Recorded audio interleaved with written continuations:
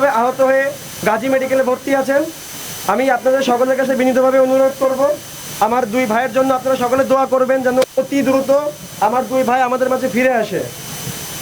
আমরা এখানে একত্রিত হয়েছি একটাই কারণে, আমরা সেই 15 তারিখ থেকে আজ পর্যন্ত 15 তারিখে এক হয়েছি, আজ পর্যন্ত এক আছি।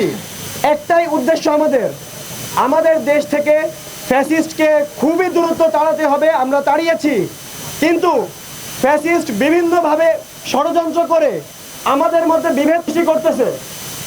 তারা প্রথমে আনসার লীগ, রিক্সা লীগ, বিভিন্ন লীগ হয়ে আমাদের মাঝে ফিরে এসেছে। আমরা দেখেছি তারা 16 বছর আমাদের উপর রোলার কোস্টার চালিয়ে সম্পদের পাহাড় করেছে।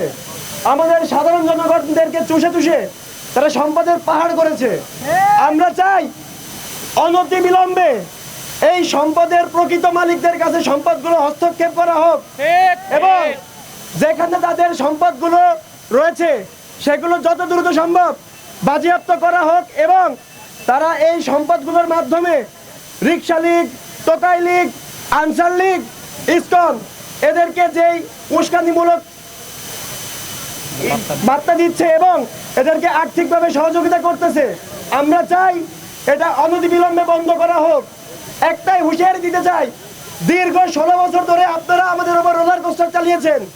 আমরা বিবেকবান ছিলাম, কিন্তু আপনারা আমাদেরকে বিবেকহীন করে রেখেছিলেন। আমরা এখন বিবেক দিয়ে চিন্তা করতে শিখে গিয়েছি, আমাদেরকে আর বিবেকহীন করে রাখতে পারবেন না আপনারা। একটা কথাই বলতে চাই, আমার সোনার বাংলায় ফ্যাসিস্ট সরকারকে অনতিবিলম্বে নিয়ে আসতে হবে এবং শাস্তির অন্তর্ভুক্ত করতে হবে। আমি এখানে আমার সংক্ষিপ্ত বক্তব্য শেষ করতেছি।